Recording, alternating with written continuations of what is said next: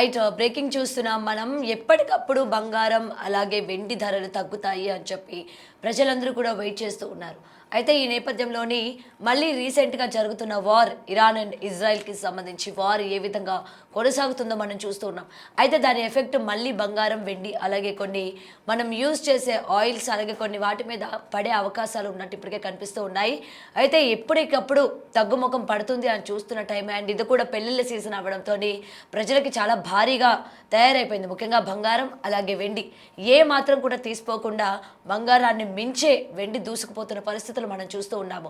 మరి అయితే ఇలాగే గనుక కొనసాగినట్లయితే అసలు రానున్న రోజుల్లోని మనం అసలు బంగారం వైపైనా చూడగలుగుతామా? కనీసం బంగారం అన్న మాటైనా ఎత్తగలుగుతామా? ఇంత తీవ్రంగా తయారైపోతే సామాన్యుడి పరిస్థితి ఏంటి? ఎందుకంటే బంగారాన్ని సామాన్యుడు కొనాలి అంటే అది ఒక ఆస్తిలాగా లేకపోతే అదొక పెద్ద విజయంలాగా భావిస్తూ ఉంటారు. మరి ఇలా అంచనాలు అంచుకోకుండా అంటే మన అంచనా కూడా వేయకుండా పెంచుకుంటూ పోతూ ఉంటే రానున్న రోజుల్లోని దేని మీద పెట్టాలి అసలు పెట్టుబడులు? ఇటు బంగారం, వెండి ఇదే రేంజ్‌లో గనుక ఉంటే వేరే ఆప్షన్ ఏంటి అని చెప్పి ఇప్పటికీ సామాన్యుడు వెతుక్కుంటున్న పరిస్థితి కనిపిస్తోంది.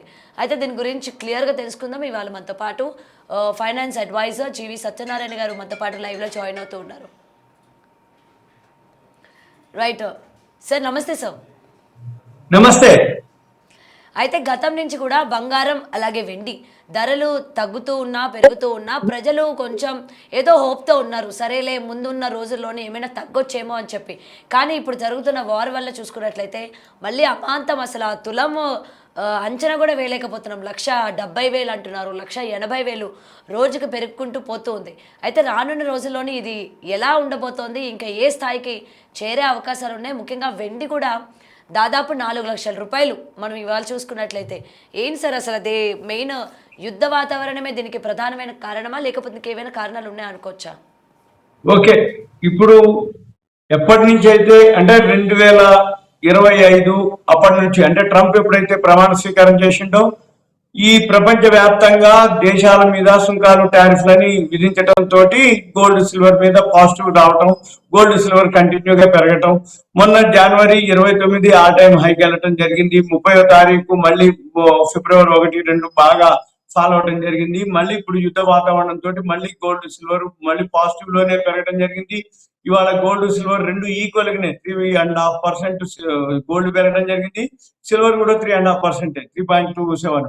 అంటే ఇది జనరల్ గా ఎప్పుడైనా కానీ గోల్డ్ కొంచెమే పెరుగుతుంది, కొంచెమే తగ్గుతుంది. సిల్వర్ ఎక్కువ పెరుగుతుంది, ఎక్కువ తగ్గుతుంది. కానీ ఈ రోజు మాత్రం గోల్డ్ సిల్వర్ రెండు 3% ఏవో పెరగడం జరిగింది. రాబోయే రోజుల్లో కూడా ఇంకా పెరిగే అవకాశాలే కనపడుతున్నాయి.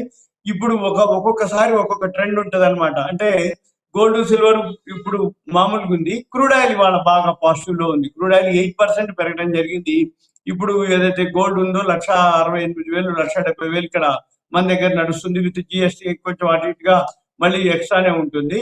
ఇది ఎక్స్చేంజ్ రేట్లు అనమాట అని చెప్పేది. ఎంసెక్స్ ఎక్స్చేంజ్ కి మళ్ళీ బయట దానికి కొంచెం తేడా ఉంటుంది. ఇది ఫ్యూచర్స్ మార్జిన్ ఉంటుంది కాబట్టి తక్కువ రేట్ ఉంటుంది. ఇక్కడ బయట physical gold, physical silver, spot gold అంటారు దాన్ని. అది కొంచెం ఎక్కువ ఉంటుంది. సిల్వర్ వచ్చేటప్పటికి 3,00,000, 2,90,000, 3,00,000 దగ్గరలో ట్రేడ్ అవుతుంది. అయితే ఇప్పుడు ఒక్కసారిగా శనివారం, ఆదివారం సెలవు రావడం జరిగింది. శుక్రవారం నైట్, శనివారం ఉదయానికే మనము ఇరాన్ మీద అమెరికా దాడులని వినడం జరిగింది. మళ్ళీ శనివారం పొద్దున్నే పెరిగింది. శుక్రవారం నైటే అమెరికా మార్కెట్ లో ఇంటర్నేషనల్ మార్కెట్ గోల్డ్ సిల్వర్ పెరగడం జరిగింది. శనివారం పొద్దున మనకి స్పాట్ గోల్డ్ సిల్వర్ పెరగడం జరిగింది. మళ్ళీ వారు ఎప్పుడైతే అనగానే మళ్ళీ ఇంకా పెరగడం జరిగింది. కాకపోతే మన ఎంసెక్స్ ఎక్స్చేంజ్ లో ఇంటర్నేషనల్ మార్కెట్ లో శని ఆదివారం మార్కెట్లు సెలవు కాబట్టి మనకి తెలియదు. అంటే ఇది పెరుగుదల ఉంది, కానీ ఒక్కసారిగా మళ్ళీ శని ఆదివారం వచ్చి సోమవారం ఉదయానికి వచ్చేటప్పటికి మళ్ళీ ఆ ఖమేని చనిపోయింది, ఇరాన్ అధ్యక్షుడు. ఇక యుద్ధం ఆగిపోయినట్టే. ఎందుకంటే ఎప్పుడైతే అతను ఇరాన్ మీద దాడి చేస్తున్నారో అతని ఫ్యామిలీ మెంబర్స్ అందరినీ చనిపోయిన ఇన్ఫర్మేషన్ ఎప్పుడైతే ఇరాన్ అదే అనౌన్స్ చేయడం జరిగిందో, అమెరికా వాళ్ళు అనౌన్స్ చేయడం జరిగిందో యుద్ధం ఆగిపోయినట్టు, యుద్ధం సమసిపోయినట్టు. మళ్ళీ ఏమంటే గోల్డ్ సిల్వర్ అయితే పాజిటివ్ గానే ఉంది. ఎందుకంటే ఆ ఎఫెక్ట్ కొంచెం ఉంటుంది, ఇంకా ఉంటుంది. అయితే ఈ హర్ముజ్ జలసంధి అని ఉంటుంది, ఒక 33 కిలోమీటర్లు. ఆ జలసంధి ద్వారా వరల్డ్ మొత్తానికి 20% దాకా ఆ జలసంధి ద్వారానే క్రూడ్ ఆయిల్ రావాలి. అయితే ఇప్పుడు మనకు కూడా అదే జలసంధి నుంచి రావాలి. ఎప్పుడైతే ఈ ఈ ఇరాన్ యుద్ధ వాతావరణం ఏర్పడిందో, ఇరాన్ ఏదైతే ఉందో అక్కడ వాళ్ళు ఆపేసారు అనేది వార్త. జలసంధి అంటే చుట్టూ తిరిగి రావాలి మన క్రూడ్ ఆయిల్ మనకి రావాలంటే. ఎప్పుడైతే క్రూడ్ ఆయిల్ మనకి చుట్టూ తిరిగి రావాలి అనగానే ఆటోమేటిక్గా ట్రాన్స్పోర్ట్ అంటే టైం ఎక్కువ తీసుకుంటుంది, ఎక్కువ మనకి ఖర్చు ఎక్కువ వస్తుంది అనమాట. ఆల్రెడీ ఇవాళ బాగా పెరగడం జరిగింది. అదే రీజన్ తోటి క్రూడ్ ఆయిల్ వచ్చేసేటప్పటికి ఇప్పుడు $70 ట్రేడ్ అవుతుంది. ఇప్పుడు రాబోయే రోజుల్లో 90 నుంచి $100 కూడా చేరొచ్చు అనేది మార్కెట్ యొక్క అంచనాలు అనమాట. అయితే మనకి ఎంతవరకు ఉన్నది ఈ క్రూడ్ ఆయిల్ ఏవైతే నిల్వలు ఉన్నాయో మనకి, అంటే మన దగ్గర ఎన్ని రోజులకు ఉన్నాయి అనేది కూడా చూడాలి. అంటే ఉదాహరణకి ఇప్పుడు క్రూడ్ ఆయిల్ వచ్చి $78, అంటే 7.5% ప్లస్ లోనే ఉంది అన్నట్టు. అంటే 90 నుంచి $100 మధ్యలో అయితే అనేది ఒకటి. అయితే మన దగ్గర మాత్రం ఈ క్రూడ్ ఆయిల్ నిల్వలు ఏవైతే ఉన్నాయో ఒక 60 రోజులకి సరిపోను ఉన్నాయి అనమాట. ఈ 60 రోజులకి మన దగ్గర 100 + 30 130 మిలియన్ బ్యారల్స్ అన్నమాట. అవి స్టాక్ ఉన్నాయి. మంగళూరు, పాడూరు, వైజాగ్, విశాఖపట్నం ఇక్కడ మన దగ్గర ఉన్నాయి. ఇవన్నీ 60 రోజుల వరకు మనకు సరిపోతాయి. ఏది ఒకవేళ ఇప్పుడు కనుక మళ్ళీ 90-100కి కనుక క్రూడ్ ఆయిల్ కనుక చేరితే, అంటే ఆ జలసంధి మూసిరు కాబట్టి, ఎప్పుడైతే అది ఓపెన్ అయిన తర్వాత మళ్ళీ 60 రోజుల్లో ఎక్కడైనా జరిగినాక మళ్ళీ మనకు ఆ జలసంధి ద్వారా వచ్చినప్పుడు మళ్ళీ క్రూడ్ ఆయిల్ ధర తగ్గుతుంది. అప్పుడు మళ్ళీ మనకి కొంచెం ఉంటుంది. ఎప్పుడైతే క్రూడ్ ఆయిల్ ధర పెరగడం మొదలు పెడుతుందో ఇన్ఫ్లేషన్ పెరుగుతుంది. ఇన్ఫ్లేషన్ ఎప్పుడైతే పెరుగుతుందో ఆటోమేటిక్ ద్రవ్యోల్బణం, అంటే మనం కొనుక్కునే వస్తువుల యొక్క ధరలు పెరుగుతాయి. ఎప్పుడైతే ధరలు పెరుగుతాయో ఆటోమేటిక్ గా ఎకానమీ వీక్ అయిపోతుంది. మనకి క్రూడ్ ఆయిల్ అనేది దిగుమతి మీద ఆధారపడటమే తప్ప మనకి అప్పుడు ఏమైతుంది, ఫారెన్ కరెన్సీ మనకి ఖర్చు అయిపోతుంది. ఎఫ్ఐలు అమ్ముతారు, గ్రోత్ తగ్గిపోతుంది, ఇన్ఫ్లేషన్ పెరుగుతుంది, కంపెనీలకు లాభాలు తగ్గిపోతాయి, షేర్ మార్కెట్ లో షేర్లు కూడా బాగా ఫాల్ అయ్యే అవకాశాలు అండ్ సార్ కనబడుతున్నాయి. కాదు, అంటే ఇప్పుడు ప్రెసెంట్ మనకి సిచ్యువేషన్ ఈ విధంగా ఉంది అండ్ వార్ ఇంకా కొనసాగుతోంది కాబట్టి మీరు ఏదైతే క్రూడ్ ఆయిల్ ఆల్రెడీ ఏదైతే సేవ్ చేసి పెట్టుకున్నామో దాన్ని ఇప్పటి వరకు అయితే ఇచ్చే అవకాశాలు ఉంటాయని అంటున్నారు. ఇప్పుడు ఎలాగా యుద్ధ వాతావరణం ఇంకా ఈ విధంగా కొనసాగుతుంది కాబట్టి మనకి ఇంకా అధిక ధరలతోనే అంటే రేటు పెరిగి క్రూడ్ ఆయిల్ వస్తుంది కాబట్టి ఇప్పుడు ప్రజెంట్ మన దగ్గర ఉన్న దానిపైన ఏమైనా అధికంగా ఇంకా వేసి ప్రజలకి ఇచ్చే అవకాశాలు ఏమైనా ఉన్నాయా? అంటే ఉన్న దాని మీద ఇంకేమైనా రేట్లు పెరిగే అవకాశం? అటువంటి ఏముండవు. ముందు ఇప్పుడు ఈ మధ్యలో యుద్ధం నడిచే క్వశ్చన్ లేదు. ఇక ఆగిపోయింది యుద్ధం. ఎప్పుడైతే ఆ ఖమేనీ చనిపోవడం జరిగిందో వాళ్ళ ఫ్యామిలీ మెంబర్స్ ఆ రెండో కొడుకుని నెక్స్ట్ అతని తరపున లీడర్ చేయాలనేది ఉంది ప్రపోజల్. ఇప్పుడు టెంపరీగా ఒకతన్ని తాత్కాలిక ఆయన అరాఫే అని అతన్ని ఎన్నుకోవడం జరిగింది. అంటే ఆయన సీనియర్ మత ప్రబోధకుడు అనమాట ప్రస్తుతం. తర్వాత ఈ ఖమేనీ రెండో కొడుకుని ఎవరినో అపాయింట్ చేసే ఆలోచనలో ఉన్నారు.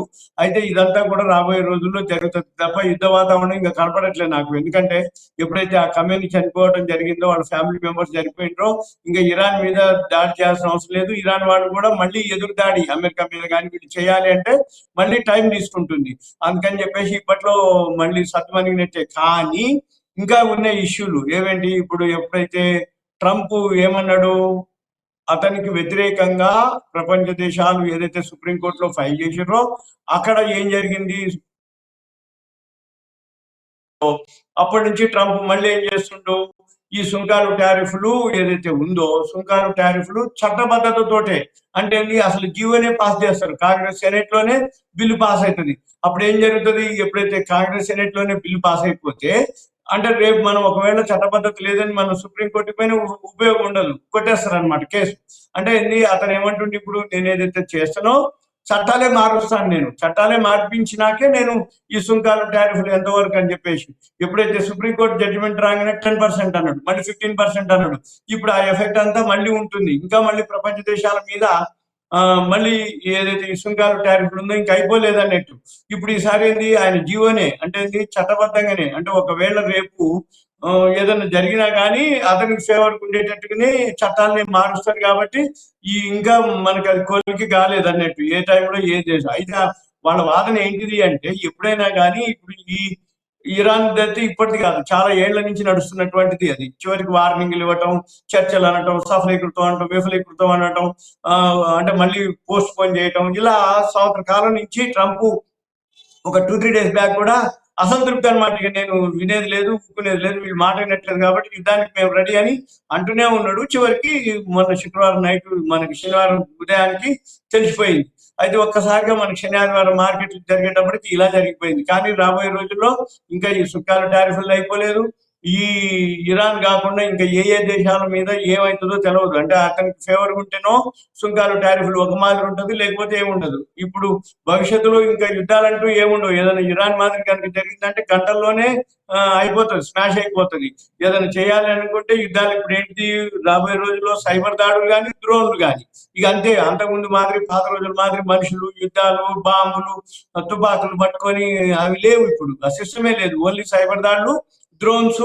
With in half an hour, 1 hour, ఒక పూటలోనే మొత్తం అంటే యుద్ధ వాతావరణం ఏదైతే ఉందో కంప్లీట్ అయిపోతుంది. కాకపోతే వాళ్ళే లీడర్ ఎవరు, అమెరికా, రష్యాని. ఇప్పుడు మొదటి నుంచి కూడా అంటే ఇప్పుడు రష్యా ఉక్రెయిన్ వార్ అనుకోండి, ఇప్పుడు చైనా తైవాన్ అనుకోండి, మనకి పహల్గామ్ లో మనం జరిగినటువంటి ఇండియా పాకిస్తాన్ అనుకోండి, ఇప్పుడు గాజా ఇజ్రాయెల్ వార్ అనుకోండి, ఇప్పుడు అమెరికా ఇరాన్ అనుకోండి, ఇట్లా ఏదైతే ఉన్నాయో ఇక ఎప్పుడు ఏదో ఒక యుద్ధం జరుగుతూనే ఉంటుంది, ఏదో ఒకటి గొడవలు జరుగుతూనే ఉంటాయి. ఇప్పట్లో మనకి మన మార్కెట్ వచ్చేటప్పటికి 2026 మొన్నటి వరకు 2025 బాగలేదు, 2026 బాగుండాలి అనుకున్నాం. ఎందుకంటే మనకి ప్రపంచవ్యాప్తంగా ప్రపంచ దేశాలన్నిటికీ సుప్రీంకోర్టు జడ్జిమెంట్ వచ్చింది, సుంకాలు టారిఫ్లకి ఏముండవు, ఆ 10% కాబట్టి మనకి ఏముండదు, ఎక్స్పోర్ట్స్ బాగుంటాయి అని చెప్పేసి అనుకున్నాం. కాకపోతే మన దేశానికి ఇంకా ఇప్పుడు వాల్యూ ఉన్న స్టాక్స్ కొనుక్కోవచ్చు. ఎందుకంటే కెనడా ప్రధాని ఇప్పుడు మన భారతదేశ పర్యటనలో ఉన్నాడు, మోడీ గారిని కలుస్తాడు రేపు ఎల్లుండో, రేపు ఉన్నట్టుంది. కలిసినాక ఏమవుతుంది, మళ్ళీ చర్చలు జరుగుతాయి వాళ్ళకి మన దేశానికి. మనకి జనవరి 26 అప్పుడు యూరోపియన్ దేశాలతోటి ఫ్రీ ట్రేడ్ అగ్రిమెంట్ అయింది. మొన్న మళ్ళీ ఒక 1 వీక్ బ్యాక్ మన మోడీ గారు విదేశీ పర్యటన జరిగింది, అక్కడ ఫ్రీ ట్రేడ్ అగ్రిమెంట్ జరిగింది. అయితే ఇవన్నీ కూడా మనకి పాజిటివ్ న్యూసే. కాకపోతే ఇప్పుడు ఈ వార్ తోటి కొంచెం ఎఫెక్ట్ ఉంటుంది. కాకపోతే ఇవాళ మనకి షేర్ మార్కెట్ ఫాలే. షేర్ మార్కెట్ ఎందుకు ఫాల్ అంటే ఈ యుద్ధ వాతావరణం తోటి, ఈ క్రూడ్ ఆయిల్ ఎఫెక్ట్ తోటి. మరి పెట్టుబడి కాదు సార్, మరి పెట్టుబడులు పెట్టే వాళ్ళ పరిస్థితి ఏంటంటారు ఇప్పుడు ప్రెసెంట్? పెట్టొచ్చు అంటారా ఇటు గోల్డ్ కానీ సిల్వర్ కానీ? పెట్టుబడిదారుల యొక్క పరిస్థితి ఏంటి? ఓకే, ఇప్పుడు 1235 పాయింట్లు మన మార్కెట్ పడ్డది. గోల్డ్ సిల్వర్ ఓకే, పాజిటివే. పెళ్లిళ్ళ సీజన్ ఉంది, కాబట్టి వాళ్ళు తప్పదు, కాబట్టి వాళ్ళు కొనుక్కోవాల్సిందే. వాళ్ళది ఆ ఈవెంట్ కంప్లీట్ చేయాలి. అయితే ఇన్వెస్ట్ చేయడానికి మాత్రం ఈ కరెంట్ అఫైర్స్ ఎప్పుడు అబ్జర్వ్ చేస్తుండాలి. గోల్డ్ సిల్వర్ ఇప్పుడు ఆగిపోయింది. క్రూడ్ ఆయిల్ మీద అంటే ఎఫెక్ట్ ఎట్లుంటుంది అంటే, ఒక్కొక్కసారి ఒక్కొక్క సెక్టార్ కానీ, ఒక్కొక్క ప్రోడక్ట్ కానీ, ఒక్కొక్క కమోడిటీ కానీ పెంచడం కానీ జరుగుతుంది. మొన్నటి వరకు ఏం జరిగింది, గోల్డ్ సిల్వర్ మీద ఎఫెక్ట్ ఉండేది. ఒకసారిగా షేర్ మార్కెట్ డౌన్ అయింది, గోల్డ్ సిల్వర్ పాజిటివ్ అయింది. ఇప్పుడు గోల్డ్ సిల్వర్ ఓకే, ఇవాళ అది పాజిటివ్ ఉంది. దానికంటే ఎక్కువ పాజిటివ్ ఏంటిది, క్రూడ్ ఆయిల్. మళ్ళీ ఈ ఏదైనా జరిగింది అనుకోండి, క్రూడ్ ఆయిల్ తగ్గుద్ది. ఓవరాల్ ఏంటంటే కమోడిటీస్ లో gold, silver, crude oil, copper ఇంకా బెస్ట్ మెథడ్ అనమాట. ఇంకా కాపర్ ఇప్పుడు కూడా ఇవాళ కూడా పాజిటివ్ లోనే ట్రేడ్ అవుతుంది. ఇన్వెస్టర్లు ఎవరైతే ట్రేడింగ్ చేయదలుచుకుంటారో, ఇన్వెస్ట్ చేద్దాం అనుకుంటారో ఇవన్నీ అబ్జర్వ్ చేయాలి. అయితే క్రూడ్ ఆయిల్ మాత్రం ఇవాళ పాజిటివ్ ఉంది. మళ్ళీ ఇది ఎక్కడో మనకి మామూలు అయినప్పుడు ఆటోమేటిక్ గా ఈ క్రూడ్ ఆయిల్ కూడా కొంచెం మళ్ళీ అంటే ఇప్పుడు $90 నుంచి $100 అయింది అనేది వార్త. మరి ఇప్పుడు ఇవాళ $79 దగ్గర ఉంది, $78.52 ఉంది. మరి అది ఎంతవరకు పెరుగుతుంది అనేది మనం చూసినాక. అంటే అంతకుముందు ఆల్ టైమ్ హై వచ్చి ఇవాళనే జరిగింది. అది ఆల్ టైమ్ హై కూడా $81.89. ఇవాళనే అది all time high, life time high, new high. ఇప్పటి నుంచి $81.89 నుంచి పెరగడం మొదలు పెడితే, అంటే ఇవాళ 78.54 ఉంది. అంటే $81.89 నుంచి $78.54 ఇప్పుడు లైవ్ నడుస్తుంది. మనం ఇక అబ్జర్వ్ చేయాలి. అది కనుక ఇంకా పెరిగితే మాత్రం మన షేర్ మార్కెట్. కానీ వాల్యూ ఉన్న స్టాక్స్ బాగా చీప్ లో ఉంటాయి.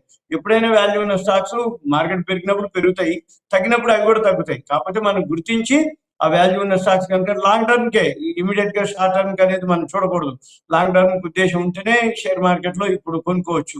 గోల్డ్ సిల్వర్ మాత్రం సిప్లు, ఎస్ఐపిలు కానీ. అయితే ఈ గోల్డ్ సిల్వర్ ఎందుకు పెరుగుతుంది, ఎందుకంటే తగ్గినా కానీ ఎందుకు పెరుగుతుంది అంటే, ఒకప్పుడు ఈ గోల్డ్ ఆర్నమెంట్స్ ఉండేది, ఇప్పుడు ఎక్కువ ఆర్నమెంట్స్ లేదు. ఎంతసేపటికి బార్స్, కాయిన్స్ లోకి, డిజిటల్ లోకి మారడం తోటి గోల్డ్ మీద ఇన్వెస్ట్ చేసే వాళ్ళకి అవేర్నెస్ పెరగటం, గోల్డ్ మీద ఇన్వెస్ట్ చేసే వాళ్ళు ఎక్కువ అవ్వటం. అంతకుముందు మాదిరి లేదు కాబట్టి గోల్డ్ సిల్వర్ తగ్గినప్పుడల్లా కొనుక్కోవచ్చు, సిస్టమేటిక్ ఇన్వెస్ట్మెంట్ ప్లాన్ కింద కొనుక్కోవచ్చు, మామూలుగా కూడా ఇన్వెస్ట్ చేసుకుంటూ పోవచ్చు. అదే మెయిన్ రీజన్. జరిగిందల్లా ఏంటిదంటే, ఈ గోల్డ్ సిల్వర్ ఏవైతే ఉన్నాయో ఆభరణాలు ఎక్కువ డిమాండ్ లేదు ఇప్పుడు. ఎంతసేపటికి బార్లు, కాయిన్స్, గోల్డ్ కానీ సిల్వర్ కానీ రాబోయే రోజుల్లో ఇంకా పెరిగే అవకాశాలే ఉన్నాయి. ఇవన్నీ ఎక్కడో ఒక దగ్గర ఆగిపోతే తప్ప మనకు ఆగుతుంది అనేది కూడా డౌటే. ఎందుకంటే సుంకాలు, టారిఫ్లు ట్రంప్ కు వ్యతిరేకంగా రాగానే ఓకే ఇక మనమే మంచి రోజులని అనుకున్నాం. కానీ మళ్ళీ ఏమంటే ట్రంప్ ఏం చేసిండు, అసలు చట్టబద్ధంగానే నేను ఈ సుంకాలు, టారిఫ్లు చేస్తా, అని చెప్పేసి అంటున్నా. అంటే ఈ ట్రంప్ చెప్పేది ఏమిటి అంటే, ట్రంప్ ప్రపంచ దేశాల నుంచి అంటే చైనా అనుకోండి, ఇండియా అనుకోండి, వేరే దేశాల నుంచి అమెరికాకి కనుక వస్తే అమెరికా జీరో సుంకంతో మీ అమ్ముకుంటుర్రు. అంటే మీరు లాభం తీసుకుంటుర్రు, మా దగ్గర సుంకాలు లేవు. అయితే మావి మాత్రం మీ దగ్గరికి అంటే అమెరికావి ఇండియాకి కానీ చైనాకి కానీ ఏదైనా పోతే ఎక్కువ సుంకాలు వేస్తారు మీరు. అంటే మా ప్రొడక్ట్స్ వచ్చేటప్పటికి మీరు ఎక్కువ సుంకాలు వేస్తారు, మీ ప్రొడక్ట్స్ వచ్చేటప్పటికి మేము జీరో సుంకాలతోటి మేము ఇక్కడ చేయాలా అనేది. అందుకని మాకు అది అట్లాంటిది లేదు, మా మీదే మీ సుంకాలు మా సుంకాలు అని చెప్పేసి ఇక్కడ వస్తుంది అనమాట. అంటే అమెరికా ఏం జరుగుతుంది, దిగుమతులు ఎక్కువ ఉంటాయి కాబట్టి ట్రేడ్ డెఫిసిట్ ఎక్కువ ఉంటుంది.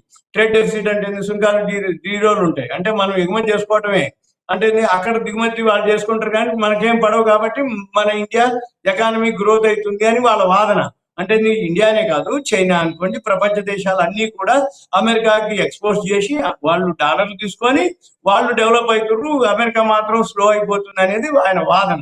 ఇప్పుడు ఏంటిది, ఆ ట్రేడ్ డెఫిసిట్ తోటి ఇప్పుడు మేము కూడా ఉండాలి, అందుకే సుంకాలు టారిఫ్లు ఎక్కడైతే అడ్జస్ట్మెంట్ ఉందో అవసరమైతే జీవోలు మారుస్తాం, చట్టాలు మారుస్తాం, చట్టాల్లోనే మార్పులు చేస్తాం. కాబట్టి రాబోయే రోజుల్లో సుంకాల టారిఫ్లు ఉండాల్సిందే అని చెప్పేసి అతను వాదన, ఏది ట్రంప్ ఓకే. వాదన. కాబట్టి అండ్ మనం కూడా సార్, ఇంకా అండ్ ప్రెసెంట్ ఇప్పుడు పెళ్ళిళ్ళ సీజన్ కాబట్టి ఏదైతే అది అయ్యింది మనం కొనేద్దాము, ఎందుకంటే మళ్ళీ ఇంకొక 2-3 రోజులు ఆగితే మళ్ళీ ఇది ఇంకా పెరిగిపోతుందేమో అని చెప్పి అప్పు చేసైనా ఇప్పుడు కొనేద్దాం అని చెప్పి ఫీల్ అవుతూ ఉంటారు మధ్యతరగతి వాళ్ళు.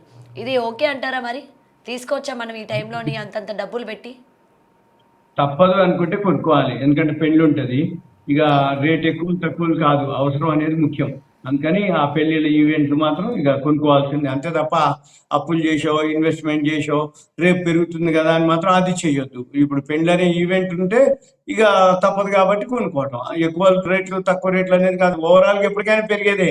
గోల్డ్ విషయంలో ముచ్చటే లేదు, కాకపోతే స్లోగా పెరుగుతుందా ఎంత పెరుగుతుందా అనేది రాబోయే రోజుల్లో. కానీ ఓవరాల్గా అయితే పాజిటివ్ లోనే ఉంటుంది. అది ఒక ఇన్వెస్ట్మెంట్ కింద చూడాలి, ఏది గోల్డ్ అయితే. సిల్వర్ మాత్రం బిజినెస్ పర్పస్. సిల్వర్ విషయంలో ఏమైతుందంటే హెచ్చు తగ్గులు ఉంటాయి. సిల్వర్ ఎక్కువ ఇంట్లో వాడరు, ఎందుకంటే ఎవరో బాగా ఫైనాన్షియల్ సౌండ్ ఉన్న వాళ్ళు గ్లాసులు, చెంబులు, ప్లేట్లు, కంచాలు అవి వాడతారు, లేదు గుళ్ళల్లో దేవుడి విగ్రహాలకి వాటికి వాడతారు తప్ప. కాకపోతే ఇండస్ట్రీ వైజ్ నే సిల్వర్ ఎక్కువ యూజ్ చేయడం, ఎలక్ట్రిక్ వెహికల్స్ అని, లేకపోతే డిఫెన్స్ లో కానీ సోలార్ సెల్స్ లో కానీ వాటిల్లోనే ఎక్కువ వాడటం జరుగుతుంది. కాబట్టి సిల్వర్ అనేది బిజినెస్ పరంగానే చూసుకోవాలి. ఈ గోల్డ్ విషయంలో మామూలుగా ఆర్నమెంట్స్ చేసుకునే వాళ్ళు ఇప్పుడు తగ్గిపోయారు, ఎందుకంటే ధరలు పెరిగేటప్పటికి. అయితే బేసిక్ ఏదైతే ఉందో అవి తప్పదు కాబట్టి ఇక రేటు హెచ్చుతగ్గులు చూడక్కర్లేదు, వాళ్ళు మాత్రం కొనుక్కోవాల్సిందే. ఇప్పుడు అందులో పెళ్లిళ్ళ సీజన్ వచ్చింది, వెయిట్ చేసి తర్వాత ఇస్తామంటే ఒప్పుకోరు అనమాట. అంటే పెళ్లి అయిపోయిన తర్వాత పెడతామంటే అవన్నీ అయ్యే కావాలి అని ముందే పెట్టాల్సిందే అంటారు. ఇక ఎంత ఎంత రేటు ఉన్నా అంత రేటుకి కొనాల్సిందే. అందుకని ఏం లేదు. కాకపోతే రాబోయే రోజుల్లో ఇన్వెస్ట్మెంట్ చేసేవాళ్ళు బార్లు, కాయిన్స్ కనుక 24 క్యారెట్స్ కాయిన్స్ సిల్వర్ లో 3 ఉంటాయి. 999 ప్యూరిటీ ఉంటుంది, 999 అంటే 999.9 ఉంటుంది ఒక ప్యూరిటీ, ఒకటి 999 ప్యూరిటీ ఉంటుంది, స్వస్తిక్ ఒకటి ఉంటుంది బ్రాండ్, ఇంకోటి రీసైకిల్ సిల్వర్ ఒకటి ఉంటుంది. అయితే రీసైకిల్ సిల్వర్ చాలా తక్కువ ఉంటుంది, అది కొనేటప్పుడు తక్కువనే ఉంటుంది, అమ్మేటప్పుడు కూడా మనకి తక్కువలోనే ఉంటుంది. కాబట్టి అదొకటి గమనించాలి వాళ్ళు. ఎవరైతే కొనుక్కుంటారో తక్కువ ధర అనేది చూడొద్దు, అమ్మేటప్పుడు కూడా తక్కువ ధర పోతుంది. అది ఇన్వెస్ట్మెంట్ కింద ఎవరైతే చేయదలుచుకుంటారో వాళ్ళు మాత్రం సిల్వర్ విషయంలో కానీ గోల్డ్ విషయంలో కానీ ఈ మధ్య కాలం చాలా వార్తలు మనం వింటున్నాం. అంటే ఫేక్ బార్లు, గోల్డ్ చూపించేది ఒకటి, చూపించినాక ఒకటి, తర్వాత డెలివరీ టైంలో వేరేది ఇవ్వటం, అది డూప్లికేట్ అనటం, కాపర్ కి పూత పూసి గోల్డ్ కవరింగ్ చేసి తీసుకునే రోజు చాలా చాలా మోసాలు వింటున్నాం. కాబట్టి ఎవరైతే నమ్మకం ఉన్న షాపులు కానీ అవసరం అనుకుంటే అక్కడ ప్యూరిటీ చెక్ చేసే మిషన్ ఉంటాయి బయట, మనం ఒక 100 రూపాయలు ఇచ్చేస్తే ఆ ప్యూరిటీ చెక్ చేసి మనకు సర్టిఫికేట్ ఇస్తారు. మనకేంటంటే డౌట్ ఉంది అనుకోండి, ఆ ప్యూరిటీ చెక్ చేయించుకున్నాం అనుకోండి బేఫికర్, అంటే రేపు ఎప్పుడైనా నమ్మినా కానీ ఆ ప్యూరిటీ చెకింగ్ మిషన్ అది ఉంటుంది, బిల్లు మాదిరి సర్టిఫికేట్ మాదిరి ఇస్తారు వాళ్ళు. దాన్ని బేస్ చేసుకొని దాన్ని చూపించేసి మనం మాట్లాడుకోవచ్చు. అయితే జనరల్ గా ఇప్పుడు జరుగుతున్నాయన్నీ మనం ఏదైతే అప్రమత్తంగా అయితే ఉండాలి. గోల్డ్ సిల్వర్ అయితే తగినప్పుడల్లా కొనుక్కోవచ్చు, పెరుగుతూనే ఉంటుంది. అది పెద్ద ఇంట్రాడే చేసే వాళ్ళకి ఇప్పుడు మంచి ఛాయిస్ అనమాట. అంటే ఏంటంటే రేపొద్దున ఏమవుతుందో తెలియదు, అందుకని ఈ రోజే కొనుక్కోవాలి, ఈ రోజే పెరగాలి. పెరిగితే పెరిగింది, తగ్గింది, సేమ్ డే రోజే క్లోజ్ చేసుకోవాలి. ఇవాళైతే gold positive, silver positive, crude oil అయితే ఇంకా పాజిటివ్ లో ఉంది. ఉదాహరణకి ఇప్పుడు 3.5% అంటే 4% వరకు వచ్చింది. గోల్డ్ 4% ప్లస్లో ఉంది, సిల్వర్ 4% దగ్గరలో ఉంది, అది 8.5% ప్లస్లో ఉంది. ఇది క్రూడ్ ఆయిల్. క్రూడ్ ఆయిల్ అయితే ఇప్పుడు రైట్. బాగా పెరిగే అవకాశాలే కనపడుతున్నాయి. మళ్ళీ ఎక్కడో ఒక దగ్గర ఈ హర్ముజ్ జల్సంద్ కానీ ఏదైనా జరిగినప్పుడు ఆటోమేటిక్గా మళ్ళీ క్రూడ్ ఆయిల్ పడే అవకాశాలు ఉన్నాయి. ఇవాళ అయితే క్రూడ్ ఆయిల్ ఆల్ టైమ్ హైకి వెళ్ళటం జరిగింది. Right sir. Thank you sir. So okay, వింటున్నాం థ్యాంక్ యూ. కదా ఇప్పుడు ప్రెసెంట్ ఇప్పటికీ ఫైనాన్స్ అడ్వైజర్స్ కావచ్చు, లేకపోతే బిజినెస్ అనలిస్టులు కావచ్చు, ప్రతి ఒక్కరు కూడా చెప్తున్న మాట ఒక్కటే, మనం రేటు పెరుగుతుంది కదా అని చెప్పి ఇప్పుడే అప్పు లేదా ఇవన్నీ కూడా చేసి మనం కొనాల్సిన అవసరం లేదు.